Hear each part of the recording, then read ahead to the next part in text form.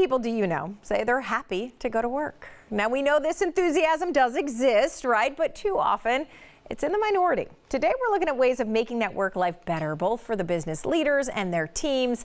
And who better to guide us than Peg Buehrle and Pete McDowell of ActionCOACH Columbus, the sponsor of this segment. So, Peg and Pete, good to see you. Good to see you. Robyn. All right, we have to say all of us are happy at work, okay? Let's just precursor that with this. But Better be there anyway. right, you might as well smile, right? All right, today, this topic called happiness comes from acceptance. So what does that statement mean to you guys? Well, we like to remind our clients and ourselves too, is that growth comes from change and happiness comes from acceptance. So there are certain things, an example might be the weather or maybe the economy. You really can't do anything about either one of those. Right. And if you accept them and just take care of business, you're going to get more done.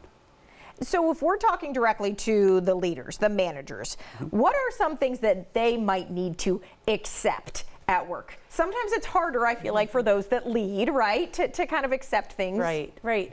Well, I'll give you an example. So I was coaching a manager the other day, and she was frustrated with, now this is in her case, her boss. Okay. And she said, you know what? I do so much more than they do.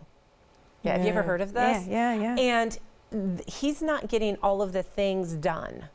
And so do you see this whole thing where you pile on? Yeah. And I said, you know, spiraling. You're looking at what he's not doing, but you're missing what he is doing. Yeah. Because you two are different, and you have to celebrate the differences and accept what he has done. So he's a visionary. So he's innovating. He's planning the future. A big picture kind He's a of big person. picture kind of guy versus what we might call an integrator, which is executing the detail and getting everything done. Tactical, thank you. And when we had that conversation, I said, can you please just accept who he is and celebrate that? Yeah. And allow yourself to be at peace instead of trying to say, but I want more from him. Yeah. So what do you advise people to do, and maybe not the managers, but employees, right? What are things that we can do to work towards accepting those? Well, one thing that we suggest is just to make a list of the things that maybe you think about more than twice a day that bug you a little. Okay. Make a list, write them all down, and look at them, and sometimes you go, oh my gosh, I'm crazy. And then hide that list from the people you're talking about. You can take off a bunch of things pretty quickly. Yeah. And sometimes you look at them and go, oh my gosh, I can't change that it rains in Ohio a lot. Right. Yeah, let's not think about that. But you can think about what could I do with my coworkers if somebody has a different behavior profile than I do. They talk a little slower. It's okay. Right. I need to talk a little slower when I talk to them. And I'm okay with that. And we just had kind of this full screen up, and I want to go through this because you say, list the things you find difficult. Does this affect the business outcome? So you have to have a priority kind of scale. Let go of the things that don't, but then make an action plan to address the things that do. Right.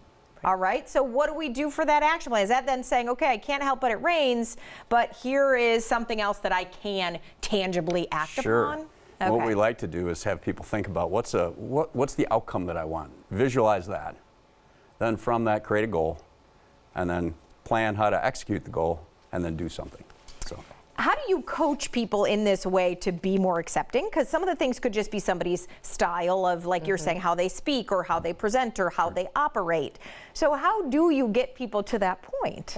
Well, first of all, this just happened. Pete and I were with somebody this morning doing this. First of all, you have to have the right candidate who's willing to listen. Yeah. Open to hearing what you have to say and willing to change and then doing something about it. And in this case, it was about education. They were only seeing what was happening through their eyes. And sometimes when you bring in a coach and they say, have you ever thought of it from this perspective? And if you're open to listening, you're like, you know what, I never thought of that. You're right. So a lot of times it's just bringing in a different perspective. Yeah. And then educating yourself, like what Pete was saying about understanding people's different personalities and that it's okay that they're different. And let's celebrate that. And there's the acceptance. I'm going to accept who you are and celebrate it, and we'll get to the goal together instead of being critical of you're not like me. Yeah. This is a lesson for all ages outside work, in work, Oh boy, I mean, yeah. right? You guys are bringing the heavy. Yeah. And one thing you said there, Peg, that I want to just build on a little is if you're in an organization, we work with a lot of companies that are construction and contracting companies. They've got a field staff scattered all over the city or everywhere, and then they've got a group of people in the office. Is if you're a manager, get out where people are working more often. Yeah. Go out and that's good see what they're advice, for seeing. sure. Yeah. Because you don't really understand until you see it yourself.